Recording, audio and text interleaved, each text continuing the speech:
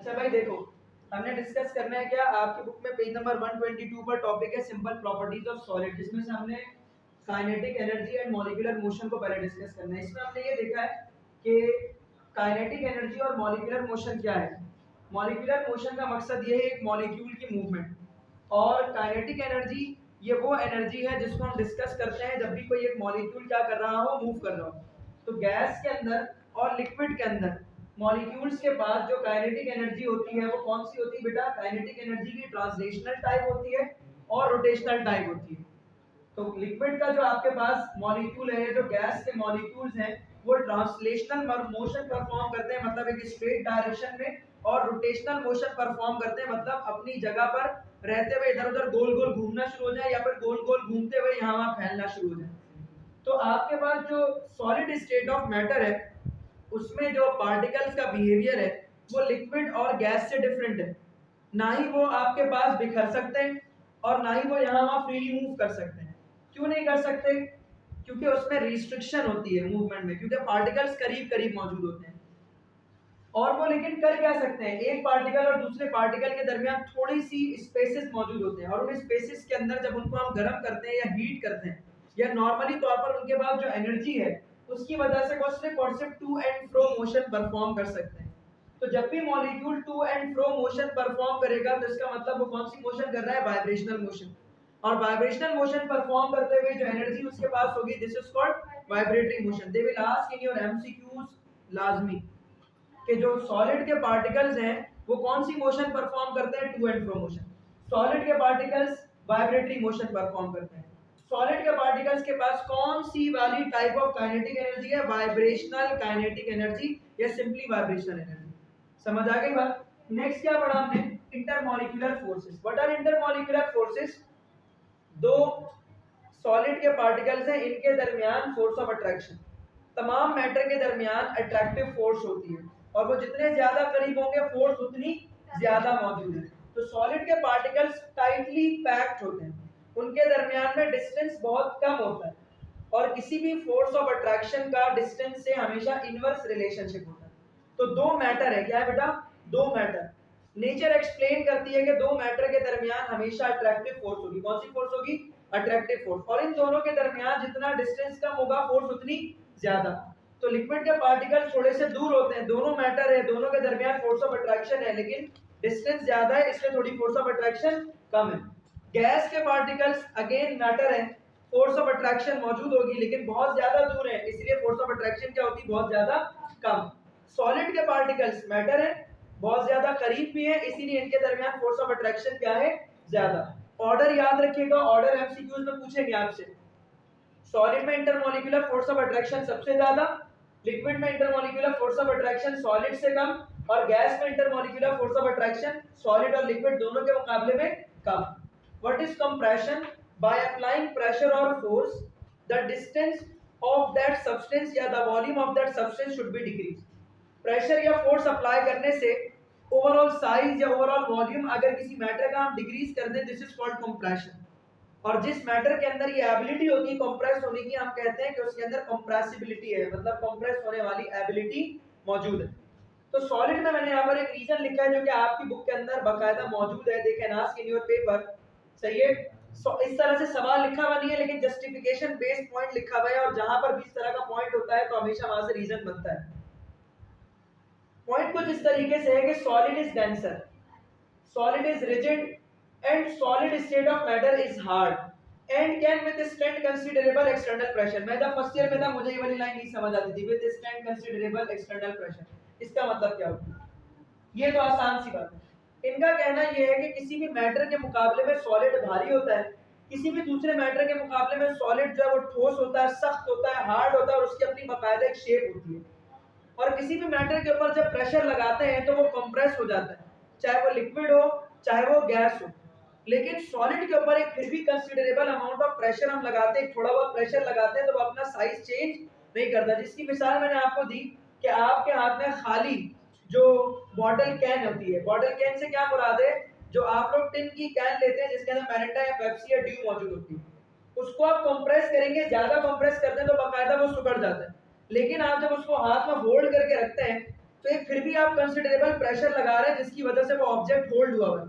सही है, अगर आप वो जरा सा भी प्रेशर नहीं लगाएंगे तो वो हाथ से छूट जाएगा। तो वो जब आप थोड़ा सा उसको प्रेशर लगाकर रखते हैं तो उस दौरान वो कंप्रेस नहीं हो रहा होता, उस दौरान वो कंप्रेस नहीं होता। इसी तरह से ब्लॉक, एक मिस्त्री हाथ में उसको उठाकर रखता है तो ब्लॉक का भी वेट है वो आपके हाथ पर फोर्स लगा रहा है और इन रिजल्ट आपका हाथ उस ब्लॉक के ऊपर अपोजिट फोर्स लगा रहा है, लेकिन वो ब्लॉक हाथ में रखे रखे फोर्स लगने की वजह से डिस्ट्रॉय नहीं हो जा रहा। सही है, डिस्ट्रॉय नहीं हो रहा। क्यों नहीं हो रहा? क्योंकि पार्टिकल्स बहुत ज्यादा करीब करीब है, ऑलरेडी टाइटली पैक्ड है। कोई भी चीज कंप्रेस उस वक्त होती है जब पार्टिकल्स के दरमियान स्पेसेस ज्यादा मौजूद हो।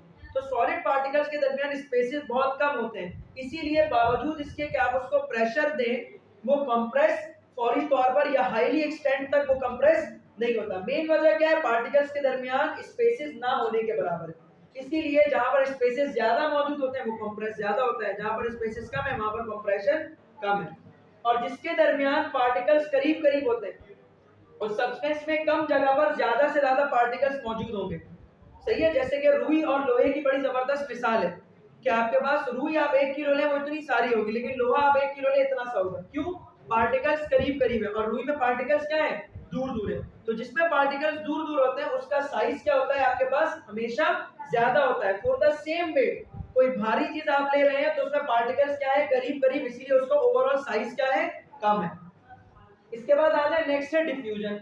डिफ्यूजन का मतलब सादा अल्फाज में कहें तो फैलाव, एक चीज रखे रखे फैलना शुरू हो जाए, हाई कंसंट्रेशन से लो कंसंट्रेशन की तरफ मूवमेंट स्टार्ट हो जाए, दिस इज कॉल्ड डिफ्यूजन। अब सॉलिड के अंदर हमें इतनी ज्यादा डिफ्यूजन ऑब्जर्व नहीं होती जैसे कि लिक्विड और गैस में ऑब्जर्व होती है। रीजन क्या है? दो रीजन है। हो सकता है आपसे रीजन पूछ लिया जाए why the diffusion rate is considerably slower as compare to liquid and solid, as compare to liquid and gas. Liquid और गैस के मुकाबले में जो फैलाव है तेजी से या डिफ्यूजन या इफ्यूजन जो है सॉलिड में क्यों कम नजर आता है? क्यों हमें फैलाव जल्दी जल्दी डिफ्यूज होता हुआ सब्सटेंस नजर आता है किसके अंदर बेटा? गैस में और लिक्विड में। सॉलिड में क्यों डिफ्यूजन स्लो मिलती है? पहला, ड्यू टू क्लोज पैकिंग। जैसे ही कोई एक पार्टिकल फैलने की कोशिश करता है उसके अड़ोस पड़ोस में और मजबूत पार्टिकल जो है वो उसको क्या कर देते हैं? रोक देते हैं। जैसे कोई एक चीज आप आंख बंद करो, आंख बंद करके चलते चले जाओ, चलते चले जाओ, जब तक सामने दीवार नहीं आएगी आप टकराएंगे नहीं तब तक आप रुकेंगे नहीं। ऐसा ही है ना? तो बिल्कुल इसी तरह से सॉलिड का पार्टिकल है, वो जैसे ही आगे बढ़ने की कोशिश करता है थोड़ा ही सा आगे बढ़ पाते ही दूसरा पार्टिकल सामने खड़ा होता है, दूसरा पार्टिकल क्या कर देगा? उसको आगे बढ़ने से रोक देगा। तो this is called restriction in motion. अगर रिस्ट्रिक्शन हटा दो तो पार्टिकल दूर तक फैलता हुआ चला जाएगा। दूसरी वजह क्लोज पैकिंग और restriction against their free movement. मतलब ये वाली बात समझ आ गई? ड्यू टू क्लोज पैकिंग, इसी के साथ बात क्लियर कर दी। पार्टिकल्स करीब करीब है, this is called close packing. और क्लोज पैकिंग होने की वजह से पार्टिकल्स अगर आगे पीछे होने की कोशिश करते हैं तो उनके आसपास जो मॉलिक्यूल है वो उसको क्या कर देते हैं? आगे बढ़ने से रोक देते हैं। ठीक है, तो डिफ्यूजन क्या होता है? फैलाव। जब कोई चीज आगे फैल ही नहीं पा रही तो हम क्या कहेंगे? उसका डिफ्यूजन फास्ट है या डिफ्यूजन स्लो है? स्लो है। किसमें डिफ्यूजन सबसे ज्यादा होने का चांस है? जहां पर पार्टिकल्स दूर दूर हो तो रिस्ट्रिक्शन होगी नहीं मॉलिक्यूल्स को मोशन में, तो इसीलिए गैस में डिफ्यूजन सबसे ज्यादा, लिक्विड में डिफ्यूजन उससे कम और सॉलिड में डिफ्यूजन सबसे कम है। एक्सपेंशन क्या है? एक्सपेंशन किसको बोलते हैं? फैलाव को ही बोलते हैं। लेकिन मेनली तौर पर एक्सपेंशन और डिफ्यूजन में अगर हम डिफरेंस तलाश करें, सही है, मतलब बिल्कुल कीनली इंटरेस्टिंग बेसिस पर देखें और डिफरेंस तलाश करने की कोशिश करें तो डिफ्यूजन ऑटोमेटिक प्रोसेस है, खुद ब खुद होता है। सही है, दिस इज पैसिव प्रोसेस, हमें कराने की जरूरत नहीं पड़ती, खुद ब खुद बड़े बड़े सब्सटेंस करता है। No energy should be required externally. Expansion, हम खुद से एक मैटर को फैलाएं, कैसे? या तो प्रेशर कम करके या तो टेम्परेचर बढ़ाकर। तो सॉलिड में प्रेशर को कम करके तो उसको नहीं फैलाया जा सकता, अलबत्ता हम उसको हीट करेंगे। क्या करेंगे? हीट करेंगे। हीट करने की वजह से तमाम के तमाम मॉलिक्यूल्स की काइनेटिक एनर्जी बढ़ जाएगी। जब काइनेटिक एनर्जी बढ़ती है तो काइनेटिक एनर्जी बढ़ने की वजह से हर मॉलिक्यूल की वेलोसिटी बढ़ जाएगी। जब वेलोसिटी इंक्रीज होती है किसी ऑब्जेक्ट की तो वो ज्यादा दूर तक डिस्टेंस ट्रेवल करने के काबिल हो जाता है। सही है, और जब वो ज्यादा दूर तक डिस्प्लेसमेंट तय करने के काबिल हो जाएगा, जब वो आगे बढ़ना शुरू करेगा, तो इसके नतीजे में ओवरऑल वॉल्यूम, मतलब एक्स एक्सिस से भी मॉलिक्यूल फैलेंगे, वाई एक्सिस से भी मॉलिक्यूल फैलेंगे और जेड एक्सिस से भी मॉलिक्यूल फैलेंगे। तो लेंथ, ब्रेथ और हाइट तीनों जगह से मॉलिक्यूल क्या हो रहे हैं, फैल रहे हैं। तो ओवरऑल वॉल्यूम आपके पास क्या हो जाएगा, इंक्रीज। ओवरऑल वॉल्यूम क्या हो जाएगा, इंक्रीज। तो इसीलिए सॉलिड की एक्सपेंशन की अगर बात की जाए कि सॉलिड जो है वो क्या एक्सपेंड होता है, नहीं होता, बिल्कुल एक्सपेंड होता है। सही है, सॉलिड क्या होता है बेटा, हमेशा एक्सपेंड होता हुआ आपको नजर आता है। और बाकायदा एक्सपेंशन के लिए आप लोगों ने beta is equal to 3 alpha वाली बाकायदा पूरी इक्वेशन पढ़ी है। सही है, v is equal to 3 times of the length. ये सब आप लोग सॉलिड के चैप्टर्स के अंदर क्लास 9 मैट्रिक के फिजिक्स के टॉपिक्स में आप लोग पढ़ करके आए। वॉल्यूमेट्रिक एक्सपेंशन, लीनियर एक्सपेंशन, ये सब आप लोगों ने पढ़ा है। लीनियर एक्सपेंशन मतलब लेंथ के अकॉर्डिंग। सही है, आपके पास वॉल्यूमेट्रिक एक्सपेंशन मतलब पूरे वॉल्यूम के अकॉर्डिंग। डेरिवेशन के दौरान आप ऑब्जर्व करते थे, क्या ऑब्जर्व करते थे और क्या सपोज करते थे कि जब हम एक्सपेंड कर रहे हैं तो वो लीनियरली भी बढ़ रहा है, जेड एक्सिस में भी बढ़ रहा है और वर्टिकली भी बढ़ रहा है। तो तीनों टाइम्स पर, मतलब तीनों जगहों पर आपके पास एक्सपेंशन चल रही है। तो इसलिए हम ये कह सकते हैं कि ओवरऑल वॉल्यूम क्या हो रहा है, मैटर का एक्सपेंड हो रहा है, मैटर क्या हो रहा है, बढ़ रहा है। अब इसमें क्या है आपके पास ऑर्डर, देख लें।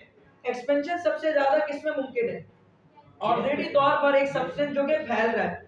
सही है, तो मैंने क्या कहा, दो तरीके से हम किसी भी चीज को एक्सपेंड करा सकते हैं, या तो प्रेशर कम करके या तो टेम्परेचर बढ़ाकर। गैस में लिटिल बिट भी प्रेशर कम करो वो फौरी तौर पे एक्सपेंड होना शुरू हो जाता है। तो सबसे ज्यादा तेजी से एक्सपेंशन वहां पॉसिबल होती है जहां मॉलिक्यूल की काइनेटिक एनर्जी सबसे ज्यादा हो। चूंकि गैस के पार्टिकल्स की काइनेटिक एनर्जी सबसे ज्यादा है, इसीलिए एक्सपेंशन सबसे ज्यादा हमें किसमें नजर आती है, गैस में। और सबसे कम काइनेटिक एनर्जी किसमें है, सॉलिड के पार्टिकल्स में, इसीलिए एक्सपेंशन सबसे कम किसमें नजर आती है, सॉलिड में। यहां तक बात क्लियर, जुमाना बंद करिए।